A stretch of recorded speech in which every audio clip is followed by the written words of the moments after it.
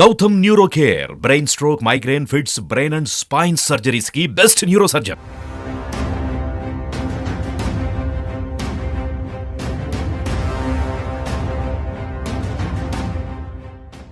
ప్రస్తుతం మనం శ్రీరామ జన్మభూమి అయినటువంటి అయోధ్యలో ఉన్నాం.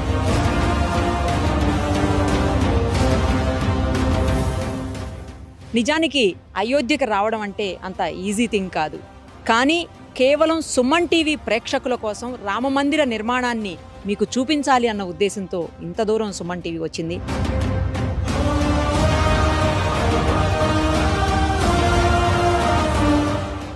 ఇంకో విషయం ఏంటంటే, ఇంత లోపల వరకు వచ్చి మొత్తం ఇక్కడ జరుగుతున్నటువంటి నిర్మాణ కార్యక్రమాలన్నీ మీకు చూపిస్తున్న మొట్టమొదటి తెలుగు ఛానల్ కూడా సుమన్ టీవీయే. డిజిటల్లో అయితే ఎవ్వరూ ఇలాంటి సాహసం చేయలేదు ఇప్పటి వరకు. ఇది నిజంగా నా అదృష్టంగా భావిస్తున్నాను, పూర్వజన్మ సుకృతంగా ఫీల్ అవుతున్నాను. ఎందుకంటే రాముడు తిరగాడినటువంటి ఈ నేల, ఈ భూమి మీద అదే ప్లేస్లో మేము కూడా తిరుగుతున్నాము అంటే చాలా ఆనందంగాను గర్వంగాను ఉంది. నిజంగా అది అదృష్టమనే చెప్పాలి. నా వెనకాల రామమందిరం కనిపిస్తూ ఉంది, మీరు ఒక్కసారి చూడండి. రామమందిర నిర్మాణం చాలా వేగవంతంగా జరుగుతోంది. 2000 మంది పనివాళ్ళు అనకూడదు, నిజానికి 2000 మంది భక్తులు మందిర నిర్మాణ కార్యక్రమంలో పాల్గొంటా ఉన్నారు. దాదాపు 500 ఏళ్ల పాటు అటు హిందువులకి ఇటు ముస్లింలకి మధ్య గొడవలు జరిగి చివరకు హిందువులు సాధించుకున్నటువంటి ఈ స్థలంలో దేవస్థాన నిర్మాణం అనేది గొప్ప విజయంగా హిందువులందరూ భావించేటువంటి పరిస్థితి. భారతదేశంలోని ప్రతి ఒక్కరూ కూడా తమ వంతు సాయంగా లేదా తమ వంతు భాగంగా ఈ నిర్మాణ కార్యక్రమంలో రాళ్ళు అందించో లేకపోతే ఇంకోటి అందించో విరాళాలు ఇచ్చో మొత్తానికైతే పార్టిసిపేట్ చేస్తూ ఉన్నారు. చాలా గొప్ప విషయం అని చెప్పాలి. నిజంగా మనం కూడా లోపలికి వెళ్ళి చూద్దాము. అంతటి మహద్భాగ్యం కలిగించేటువంటి ఆ నిర్మాణం ఎలా ఉందో.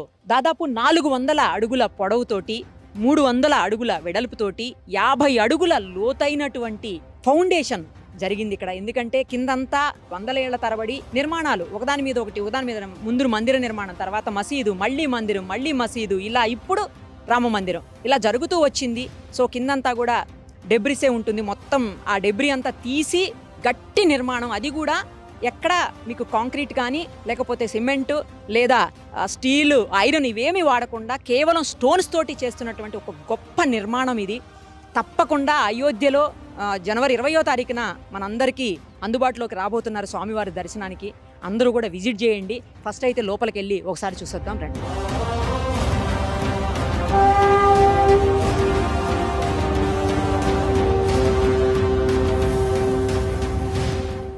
ప్రస్తుతం మనతో పాటు ఉన్నారు central VHP joint secretary Koteswara Sharma గారు.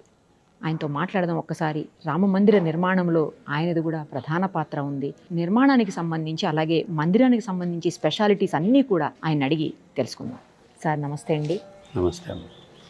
మా అదృష్టం ఇవాళ స్వామివారి ఈ సన్నిధిలో మేము ఉన్నాము. ఆయన తిరిగాడిన నేలలో మేము కూడా నడుస్తున్నాము అంటే మేము ఎన్నో జన్మల పుణ్యం చేసుకున్నట్టు నేను భావిస్తున్నాను సార్. మీరైతే ఇంకా అదృష్టవంతులు. తెలుగువారిగా ఇక్కడే గత కొన్నేళ్లుగా ఉంటూ స్వామివారికి సంబంధించినటువంటి ఈ అన్ని కార్యక్రమాల్లో మీరు మీ వంతు పాత్ర పోషిస్తున్నారు. ఈ నిర్మాణం చూస్తుంటే అసలు ఇట్లా గూస్ బంప్స్ వస్తున్నాయి సార్. కింద 50 అడుగుల లోతు వరకు కూడా పునాదులు వేసి మరీ కన్స్ట్రక్షన్ స్టార్ట్ చేశారని, భావి తరాల్లో ఎప్పటికీ ఇది నిలిచిపోయేలాగా గొప్ప నిర్మాణాన్ని మన ప్రభుత్వం తీసుకుందని చెప్పడానికి గర్వపడాల్సిన పరిస్థితి ఉంది సార్. నిజంగా ఒక్కసారి వివరాలు చెప్పరా సార్ ప్లీజ్ మా కోసం. దేవాలయ విముక్తి కోసం అని చెప్పిన 500 సంవత్సరాలు పోరాటం జరిగింది సార్. సుమారుగా 495-96 సంవత్సరాల పోరాటంలో చివరికి విజయాన్ని హిందూ సమాజం సాధించింది. 1984 సంవత్సరంలో విశ్వ హిందూ పరిషత్కి దేశంలోని ధర్మాచార్యులందరూ కలిసి శ్రీరామ జన్మభూమి విముక్తికి సంబంధించిన పోరాటాన్ని ఇప్పటి వరకు ఉత్తరప్రదేశ్ ప్రజలు, అయోధ్య సాధు సన్యాసులు నిర్వహిస్తూ వచ్చారు. ఇక నుంచి మీరు నిర్వహించవలసింది అనేటువంటి బాధ్యతను అప్పగించినటువంటి ధర్మిల. దీనికి సంబంధించి 1984లో ఢిల్లీలో విజ్ఞాన మందిరంలో ధర్మాచార్య సమ్మేళనంలో ఈ బాధ్యతను విశ్వ హిందూ పరిషత్కి అప్పగించారు. ఆ రోజు నుంచి విశ్వ హిందూ పరిషత్ యొక్క ఆధ్వర్యంలో ఈ ఉద్యమం అనేటువంటిది విశ్వవ్యాప్తమై చివరికి దాదాపుగా 84 సంవత్సరం నుంచి 2019వ సంవత్సరం వరకు ఈ పోరాటాన్ని విశ్వవ్యాప్తం చేయడము, తద్వారా విజయాన్ని సాధించడము, రకరకాలైనటువంటి అడ్డంకులు వీటన్నిటిని ఎదుర్కొంటూ చివరికి సుప్రీంకోర్టు యొక్క నిర్ణయం ద్వారా మందిర నిర్మాణం కోసం చెప్పని మార్గం సుగమం అవడము, మొదటి నుంచి విశ్వ హిందూ పరిషత్ ఆధ్వర్యంలో ప్రకటించినటువంటి మందిర నమూనాలోనే ఈ మందిరాన్ని నిర్మాణం చేయాలనేటువంటి నిర్ణయం చేయడం, అట్లాగే మొదటి నుంచి కూడా ఇది చిరకాలము నిలిచి ఉండవలసినటువంటి శాశ్వతమైనటువంటి కట్టడంగా ఉండాలనేటువంటి ఉద్దేశంతో సిమెంట్ కానీ ఇనుము కానీ ఉపయోగించకుండా దేవాలయం స్టోన్ స్ట్రక్చర్గా నిర్మాణం చేయాలనే నిర్ణయం మేరకు ఆ రకంగా సిమెంట్ని ఉపయోగించడం జరగలేదు. ప్రత్యేకమైనటువంటి మెటీరియల్ తయారు చేసి దాన్ని ఆధారంగా ఈ పునాది వేసుకురావడం అనేటువంటి జరిగింది. ఈ డెబ్రిస్ కారణంగా దీనికి లోడ్ బేరింగ్ స్ట్రెంగ్త్ ఉండదు అని అనేటువంటి ఎక్స్పర్ట్స్ చెప్పడంతో దాన్ని మొత్తాన్ని కూడా తొలగించి ప్రత్యేకంగా పునాది నిర్మాణం చేయాలన్నారు. కాబట్టి ఆ రకంగా దీనికి 400 అడుగుల పొడవు, 300 అడుగుల ఎడల్పు, 50 అడుగుల లోతు నుంచి మట్టిని తీసేసి తిరిగి దీన్ని మళ్ళీ ఒక ప్రత్యేకమైనటువంటి ఒక బండరాయిలాగా ఈ పునాది నిర్మాణం చేయడం జరిగింది. దానిపైన ఈ దేవాలయం యొక్క నిర్మాణం. ఈ పునాది పైన 22 అడుగుల ఎత్తున గ్రానైట్ తోటి పీఠం, ఈ పీఠం పైన దేవాలయం యొక్క స్తంభాలు, దేవాలయం సూపర్ స్ట్రక్చర్ అనేటువంటిది నిర్మాణం జరుగుతుంది. దీనికి కావాల్సినటువంటి శిల్పాలని 1990వ సంవత్సరం నుంచి అయోధ్యలోను, రాజస్థాన్లోను కూడా శిల్పాలు చెక్కే పని ప్రారంభించాం. ఆ రకంగా తీర్పు వచ్చే నాటికి గ్రౌండ్ ఫ్లోర్ కావాల్సినటువంటి స్తంభాలు చెక్కడం పూర్తి అయిపోయింది. Okay sir. ఇక వెంటనే పునాదులతోటి ప్రారంభం చేసి దేవాలయాన్ని అతి త్వరగా పూర్తి చేయాలనేటువంటి ఉద్దేశంతో ఆ రకంగా యోజన చేయడం జరిగింది. ఈ దేవాలయం యొక్క శైలి, భారతదేశంలో అనేకమైనటువంటి శిల్పకళా పద్ధతులు ఉన్నాయి. దక్షిణ భారతదేశంలో చోళ శైలి, హొయసాల శైలి, ఈ రకమైనటువంటి చాళుక్య శైలిలో ఉండేటువంటి దేవాలయాలు మనకు కనిపిస్తాయి. ఒరిస్సా ఇటువైపున కళింగ స్టైల్లో దేవాలయాలు ఉంటాయి. ఇది ఉత్తర భారతదేశంలో నాగరి స్టైల్లో దేవాలయ యొక్క నిర్మాణం జరుగుతుంది. నాగరి స్టైల్ అంటారు దీన్ని. సోమనాథ్ దేవాలయం యొక్క నిర్మాణం కూడా ఇదే శైలిలో జరగడం జరిగింది. అదే రకంగా డిజైన్ చేయడం, దానికి తగినటువంటి విధంగా అన్ని ఏర్పాట్లు చేయడం. ఇట్లాగా నిర్ణయం వచ్చిన తర్వాత ట్రస్టు రామజన్మభూమి మందిర నిర్మాణానికి సంబంధించినటువంటి నిర్మాణ బాధ్యతని L&T వాళ్ళకి కాంట్రాక్ట్ అప్పగించడం జరిగింది. అప్పటి నుంచి దీనికి సంబంధించినటువంటి పనులు పూర్తవుతూ ఇప్పుడు ఈ సంవత్సరం 2024వ సంవత్సరం జనవరి నెలలో దీన్ని ప్రాణప్రతిష్ఠ చేయాలి, గ్రౌండ్ ఫ్లోర్ దేవాలయం నిర్మాణం చేసేటువంటి నిర్ణయానికి అనుగుణంగా దేవాలయం నిర్మాణం దాదాపుగా పూర్తయింది. మిగిలినటువంటి 2-3 నెలల్లో ఫినిషింగ్ టచెస్ అవి ఇచ్చి ఇది జనవరి నాటికి ప్రతిష్ట పూర్తి చేసేటువంటి విధంగా కార్యక్రమం యోజన ట్రస్ట్ చేయడం జరిగింది. విశ్వ హిందూ పరిషత్ ట్రస్ట్కి కావాల్సినటువంటి అన్ని రకాలైనటువంటి సహాయ సహకారాలు అందించడం మొదటి నుంచి జరుగుతూ ఉన్నదే కాబట్టి అదే రకంగా కొనసాగుతుంది. ఈ దేవాలయం గ్రౌండ్ ఫ్లోర్లో రాముల వారి యొక్క విగ్రహంని ప్రతిష్ఠ చేయడం జరుగుతుంది. 1949 సంవత్సరము డిసెంబర్ 22వ తేదీ అర్ధరాత్రి ఖాళీగా ఉన్నటువంటి రామ జన్మభూమిలో మందిరం యొక్క మధ్య భాగంలో గర్భగృహంలో రామ, లక్ష్మణ, భరత, శత్రుఘ్నులు 4 అన్నదమ్ముల యొక్క బాలరాముల రూపంలో విగ్రహాలు వెలిసినాయి. అంతకుముందు విగ్రహాలు ఎప్పుడు తొలగించారు అనేటువంటిది మనం చెప్పలేం. 1528వ సంవత్సరంలో ధ్వంసం చేసిన తర్వాత మసీదుగా మార్చడం, తర్వాత దేవాలయం పునర్నిర్మాణం, మళ్ళా మసీదు, ఈ రకమైనటువంటి చేతులు మారుతూ వచ్చినటువంటి స్థితిలో చరిత్ర ఆధారం ప్రకారంగా 1857వ సంవత్సరం తర్వాత నుంచి దేవాలయం ఖాళీగా ఉంది. అంతకుముందు విగ్రహాలు ఉన్నాయా లేవా అనేటువంటిది లేదు. కేవలం రామజన్మభూమినే ప్రజలు పూజించుకుంటూ ప్రతి సంవత్సరము జరగవలసినటువంటి ఉత్సవాలు ఇవన్నీ కూడా ప్రజలు నిర్వహించుకుంటూ వచ్చారు అయోధ్యలో రామజన్మభూమిలో. ఆ రకంగా రామజన్మభూమి అనేటువంటిది ఆరాధ్యమైనటువంటిది అని చెప్పి రామజన్మభూమి హిందువులు కావాలనేటువంటి పోరాటం జరుగుతూ వచ్చింది. ఆ రకంగా విగ్రహాలు వెలిసినప్పటి నుంచి విగ్రహాలకు పూజ జరుగుతోంది. మహమ్మదీల పక్షం వాళ్ళు ఈ దేవాలయంలో విగ్రహాలు వెలవలేదు, తీసుకొచ్చి పెట్టారు అని చెప్పి కోర్టుకు వెళ్ళటం, కోర్టు సాక్ష్యముల ఆధారంగా ఇవి వెలిసినటువంటి విగ్రహాలే, ఎవరు తెచ్చి పెట్టినవి కాదు అని చెప్పని, దీన్ని తొలగించడానికి వీల్లేదని చెప్పని జిల్లా కోర్టు తీర్పునివ్వడం, అప్పటి నుంచి పూజలు జరగడం, ఈ రకమైనటువంటి పద్ధతిలో దేవాలయంలో ఆ విగ్రహాల యొక్క పూజ అప్పటి నుంచి జరుగుతూ ఉంది. 1949లో ఇవి వెలిశాయి. 50వ సంవత్సరంలో అప్పుడు ఉన్నటువంటి ఉత్తరప్రదేశ్ ప్రభుత్వం ప్రజలందరూ దీన్ని దర్శనం చేసుకోవడానికి అవకాశం లేకుండా దేవాలయాన్ని తాళం వేసి కటకటాల్లో దేవుణ్ణి బంధించి పూజారి మాత్రమే రోజు పూజకు వెళ్ళేటువంటి విధంగా అనుమతిస్తూ ఆ రకంగా ప్రజల్ని దూరం నుంచి దర్శనం చేసుకునేటువంటి వ్యవస్థ చేయడము. దాంతో విశ్వ హిందూ పరిషత్ ఆధ్వర్యంలో రామజన్మభూమి ఉద్యమం ప్రారంభం అయిన తర్వాత ఈ దేవాలయం యొక్క తాళాలు తెరవాలి అనేటువంటి పద్ధతిలో మొదటగా ఉద్యమం ప్రారంభించడం జరిగింది. ఆ రకంగా 1986వ సంవత్సరం ఫిబ్రవరి నెలలో కోర్టు తీర్పు ద్వారా తాళాలు తొలగించడము, అప్పటి నుంచి ప్రత్యక్షంగా దర్శనం చేసుకోవడము, దానికి సంబంధించినటువంటి సెక్యూరిటీ అరేంజ్మెంట్స్, కటకటాలు, ఇవన్నీ క్యూ లైన్, వీటన్నిటి ద్వారా దాదాపుగా 1 కిలోమీటర్ క్యూలో అటు ఇటు తిరుగుతూ దర్శనం చేసుకోవడం, ఒక 50 అడుగుల దూరం నుంచి దర్శనం చేసుకునేటువంటి స్థితి కొనసాగుతూ వచ్చింది 86 నుంచి. విశ్వ హిందూ పరిషత్ యొక్క ఉద్యమం, సాధు సన్యాసుల యొక్క నిర్ణయాల ప్రకారంగా మొదటి కరసేవ 1990 సంవత్సరంలో చేయడం జరిగింది.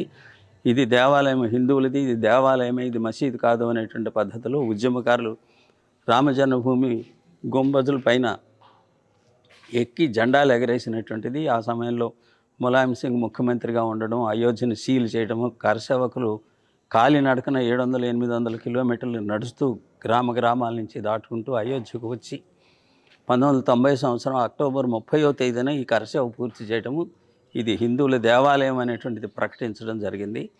ఆ తర్వాత రెండవ కరసేవ 1992 సంవత్సరం డిసెంబర్ 6వ తేదీన కరసేవకులు అందరూ కూడా కలిసి ఒట్టి చేతులతోటి ఈ ప్రాచీన కట్టడాన్ని ఆ రకంగా 5 గంటల్లో దీని మొత్తాన్ని ధ్వంసం చేయడం, తిరిగి ఆ వెలిసిన విగ్రహాల్ని ఇదే స్థలంలో వారిని ప్రతిష్ఠించుకోవడం, కర్ఫ్యూ పెట్టి నిషేధాజ్ఞలు వచ్చేలోపుగా చేయగలిగినంత మేరకు దేవాలయాన్ని నిర్మాణం చేసి టెంట్ ఏర్పాటు చేయడం జరిగింది. తీర్పు వచ్చే వరకు భగవంతుడు ఆ టెంట్ దేవాలయంలో ఉన్నాడు. సార్, మీరు కూడా చాలా పోరాటాలు, చాలా మంది జైళ్ళకు వెళ్ళడాలు, ఇవన్నీ కూడా మనకు తెలుసు.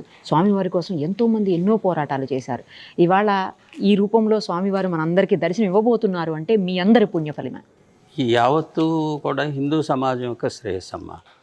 ఈ 1528 సంవత్సరంలో దేవాలయాన్ని పడగొట్టి మసీదుగా మార్చిన సమయం నుంచి 77 యుద్ధాలు జరిగినాయి చరిత్ర ఆధారాలుగా. దాదాపుగా 4.5 లక్షల మంది ఈ దేవాలయం కోసం చెప్పి తమ యొక్క ప్రాణాలను అర్పించారు. వాళ్ళందరి యొక్క కృషి యావత్తు సమాజము మేము ఇచ్చినటువంటి కార్యక్రమానికి అనుగుణంగా సహకరించి రామజ్యోతిని మొదట ఊరూరు తీసుకెళ్ళాం. రామశిలా పూజ 12 లక్షల ఇటుకల్ని ఊరూరా పూజించి వాటిని ఇక్కడికి తరలించారు. ఇప్పుడు అక్కడ బయట కనిపిస్తున్నటువంటి ఇటుకలు వాటన్నిటిని కూడా ఈ దేవాలయం యొక్క కాంపౌండ్ వాళ్ళ నిర్మాణంలోనూ, దేవాలయం యొక్క పునాదిలో సపోర్టింగ్గా, వర్షము పడినప్పుడు నీళ్లు కిందకి ఇంకినప్పుడు రాతికి కూడా నీళ్లను పీల్చుకునే లక్షణం ఉంటుంది. రాతిని సెలెక్ట్ చేసేటప్పుడు కూడా నీళ్లను పీల్చుకునేటువంటి లక్షణం అతి తక్కువ ఉన్నటువంటి రాళ్ళని సెలెక్ట్ చేసి తీసుకోవడం జరిగింది. అయినప్పటికీ కూడా ఒకవేళ వచ్చేటట్టయితే రాళ్ళ దగ్గరికి నీళ్లు రాకుండా ఉండడం కోసం ఇటుకలతోటి ఒక లేయర్ని రక్షణ కవచం లాగా ఏర్పాటు చేయడం జరిగింది. అట్లాగా ఇటుకల్ని ఆ రకంగా ఉపయోగించడం జరిగింది. పూజించినటువంటి ఇటుకల్ని. ఫస్ట్ ఫ్లోర్ కూడా వస్తుందంట కదా సార్? ఫస్ట్ ఫ్లోర్ స్తంభాలకు సంబంధించిన పని ప్రారంభమైంది. రామ దర్బార్ ఉంటుంది. మామూలుగా మనం రామనవమి రోజున ఫోటో పూజ చేసుకుంటుంటాం. సీతారామ లక్ష్మణ హనుమత్ సమేత 6 ఉండేటువంటి రామ దర్బార్ అంటారు ఉత్తర భారతదేశంలో. అలాగే 4 అన్నదమ్ములు, సీతాదేవి, హనుమంతుడు ఉండేటువంటి విధమైనటువంటి విగ్రహాలని ఫస్ట్ ఫ్లోర్లో ప్రతిష్ఠించడం జరుగుతుంది పూర్తయినప్పుడు. అది ఇంకొక మొత్తం దేవాలయం 2025 సంవత్సరము డిసెంబర్ నాటికి పూర్తి చేయగలుగుతారు అని చెప్పని ట్రస్ట్ వారి యొక్క అభిప్రాయం. ఈ గ్రౌండ్ ఫ్లోర్లో రాముల వారి వెలిసినటువంటి విగ్రహాలు, చిన్న విగ్రహాలు ఉంటాయి. 4 సోదరులు ఉంటారు. దీంతో పాటుగా ఒక శిలా విగ్రహం ఉంటుంది. శిలా విగ్రహం అనేటువంటిది బాలరాముడి యొక్క శిలా విగ్రహం. 5 సంవత్సరాల యొక్క రాముడి యొక్క ఫీచర్స్, రామాయణంలో ఉన్నటువంటి వర్ణన అనుగుణంగా శిలా విగ్రహాన్ని తయారు చేసి దాన్ని ప్రతిష్ఠించడం జరుగుతుంది. ఈ పీఠము పైన రాముల వారు కమలంలో నించున్నటువంటి విధంగా ధనుర్ధారులై బాలరాముడి యొక్క విగ్రహాన్ని తయారు చేయించడం జరుగుతుంది. దాని యొక్క ప్రతిష్ఠ ఇక్కడ జరుగుతుంది. ఈ ప్రతిష్టకు ఉపయోగించవలసినటువంటి దక్షిణాది సాంప్రదాయం ప్రకారంగా విగ్రహం యొక్క క్రింద యంత్రం ఉంటుంది. ఈ యంత్రం యొక్క శక్తి ఈ దేవాలయానికి వచ్చేటువంటి భక్తులకి అనుగ్రహించడము, అనేక రకాలైనటువంటి సౌకర్యాలు, అంటే భక్తులు వరప్రసాదుడుగా దేవుడు ఉండడం కోసం చెప్పిన సాధారణంగా యంత్రాన్ని ప్రతిష్ఠ చేస్తారు. యంత్రం పైన రాముల వారి విగ్రహం ఉంటుంది. ఈ యంత్రం అనేటువంటి 10 సంవత్సరాల క్రితమే తయారు చేసి విశ్వ హిందూ పరిషత్ ద్వారా దీనికి 10 సంవత్సరాల పాటు రామ జపాన్ని దానికి సమర్పిస్తూ ఆ రకంగా శక్తిపోతం చేయడం జరిగింది. అది కూడా ఆంధ్రప్రదేశ్లోనే దాన్ని పూజించడం జరిగింది. ఇది ట్రస్ట్ వారికి అప్పగించడం జరిగింది. ప్రతిష్ఠ సమయంలో పీఠం పైన ఈ యంత్రం పైన రాముల వారి యొక్క విగ్రహం ఉంటుంది. విగ్రహం యొక్క సుమారుగా 4.5 అడుగులు ఉంటుంది. మందిరం యొక్క డిజైను దీనికి అనుగుణంగా ఈ విగ్రహం యొక్క ఎత్తు అనేటువంటిది రామనవమి రోజున సూర్యకిరణాలు రాముల వారి యొక్క ముఖం పైన ప్రసరించేటువంటి విధమైనటువంటి పద్ధతిలో డిజైన్ చేయడం జరిగింది. ఆ రకమైనటువంటి పద్ధతిలోనే ఎత్తు వగైరా వగైరా శరీరం యొక్క మొత్తం కూడా బాడీ యొక్క ఫీచర్స్ అన్నిటిని ఆ రకంగా సెటప్ చేయడం జరిగింది. Okay okay. ఇప్పుడు కింద కూడా సార్ కాపర్తో ఒక 4 mm ఇంచు రాడ్ తోటి కింద నుంచి భూమిని మనకు హైందవ ధర్మం ప్రకారంగా భూమి శక్తివంతమైనటువంటి కాబట్టి దేవుని యొక్క విగ్రహం కూడా మన యొక్క దేవాలయం యొక్క శిల్పశాస్త్రం ప్రకారంగా భూమితోటి పూర్తిగా టచ్లో ఉండాలి అనేటువంటిది, స్పృశిస్తూ ఉండాలి, భూమి యొక్క స్పర్శ ఉండాలి విగ్రహానికి అని చెప్పని అరంగా పునాది కిందన ఉన్నది. కాబట్టి అక్కడి నుంచి ఈ రాగి పైపుని భూమి దగ్గర నుంచి పైకి తీసుకురావడం జరిగింది. ఇది పీఠం వరకు కూడా ఈ రాగి పైపు తాకుతుంది, పీఠం వరకు తాకుతుంది. గుడి నిర్మాణం వరకు ఎంత ప్లేస్? 72 ఎకరాలు దేవాలయం స్థలం, 4 ఎకరాలు కేవలం దేవాలయం ఉంటుంది. 4 ఎకరాలు మొత్తం దేవాలయ కన్స్ట్రక్షన్ అంతా 4 ఎకరాలు ఉంటుందా సార్? ఓకే. ఈ శిల్పకళ అంతా కూడా చాలా రకరకాల దేశాల నుంచి, రాష్ట్రాల నుంచి వచ్చిందని విన్నాం సార్. శిల్పాలు చెక్కేటువంటి వాళ్ళు ఒరిస్సా నుంచి, రాజస్థాన్ నుంచి శిల్పాలు చెక్కుతారు. దేశం మొత్తం నుంచి రకరకాలైనటువంటి పద్ధతులు ఈ దేవాలయం యొక్క నిర్మాణంలో దేశం మొత్తం యొక్క సహకారం ఉంటుంది. ఈ శిలలన్నీ కూడా రాజస్థాన్ నుంచి వచ్చాయి. రెడ్ శాండ్ స్టోన్ అంటారు ఈ దేవాలయ నిర్మాణం. మార్బుల్, గర్భగృహం మార్బుల్ తోటి నిర్మాణం చేయబడుతుంది. కాబట్టి ఇవన్నీ కూడా రాజస్థాన్ నుంచి వచ్చాయి. శిల్పులు ఒరిస్సా నుంచి, రాజస్థాన్ నుంచి, ఉత్తరప్రదేశ్ నుంచి శిల్పులు ఈ శిల్పాలు చెప్తూ ఉన్నారు. తెలంగాణ నుంచి, కర్ణాటక నుంచి గ్రానైట్ వచ్చింది. సుమారుగా 2000 మంది పనిచేస్తున్నారమ్మా. రాజస్థాన్లో కానీ, ఇక్కడ కానీ, ఉత్తరప్రదేశ్లో కానీ ఈ దేవాలయానికి సంబంధించిన శిల్పాలు చెక్కడం వగైరా వగైరా. తలుపులు హైదరాబాద్ వాళ్ళు తయారు చేస్తున్నారు, అయోధ్యలోనే తయారు చేస్తున్నారు, కొన్ని హైదరాబాద్లో తయారు చేస్తున్నారు. ఇక్కడే వాళ్ళ వర్క్ షాప్ ఇక్కడే పెట్టి ఇక్కడి నుంచి తయారు చేయడం జరుగుతుంది. గర్భగుడికి అవసరమైనటువంటి తలుపులు పూర్తి అయిపోయినాయి అనేటువంటి సమాచారం. ఎవరు చేస్తున్నారు సార్ ఇవన్నీ? హైదరాబాద్కి సంబంధించినటువంటి అనురాధ టింబర్ అనేటువంటి వాళ్ళకి అప్పగించడం జరిగింది. వాళ్ళకి ఈ దేవాలయాలకు సంబంధించిన ద్వారాలు తయారు చేయటము, ప్రతి దేవాలయానికి ప్రముఖమైనటువంటి దేవాలయాలకి వాళ్ళు తయారు చేసి ఇచ్చేటువంటి వాళ్ళ యొక్క పరంపర. అదే రకంలో వాళ్ళు రామ జన్మభూమిని అప్రోచ్ అవ్వడం, ఇట్లాగా మేము దేవాలయాలకి తలుపులు ఇచ్చేటువంటి ఆ అలవాటు ఉన్నది, లేదా ఆ గౌరవాన్ని మేము పొందుతున్నాం. మాకు కూడా ఈ దేవాలయానికి కూడా అలాగే తలుపులు సమర్పించాలని ఉన్నది. నేను అప్పుడు ముందుగా వాళ్ళకి మీరు ఒక మోడల్ తయారు చేసి తీసుకురండి అని చెప్పడం జరిగింది. ఒక 8 అడుగులు పొడవు ఉండేటువంటి మోడల్ వాళ్ళు తయారు తీసుకొచ్చి ఈ 2 సంవత్సరాల క్రితం ఈ రామనవమి రోజున వాళ్ళు దీన్ని ఇక్కడ తీసుకొచ్చి దాన్ని ఏర్పాటు చేయడం జరిగింది. ఈ రకంగా ఈ దేవాలయ యొక్క నిర్మాణంలో ఒక్కొక్క విభాగము ఒక్కొక్క ప్రాంతానికి సంబంధించిన వాళ్ళు నిర్వహిస్తున్నటువంటి విధంగా ఆ రకంగా యావత్ భారతదేశం ఈ యొక్క దేవాలయం యొక్క నిర్మాణంలో పాల్గొంటుంది అనేటువంటిది అది ఒక ఆదర్శమైనటువంటి ఒక సమరసతకి సంబంధించినటువంటి అంశంగా మేము భావిస్తున్నాం. Thank you sir, thank you so much. ధన్యవాదాలు. Thank you so much.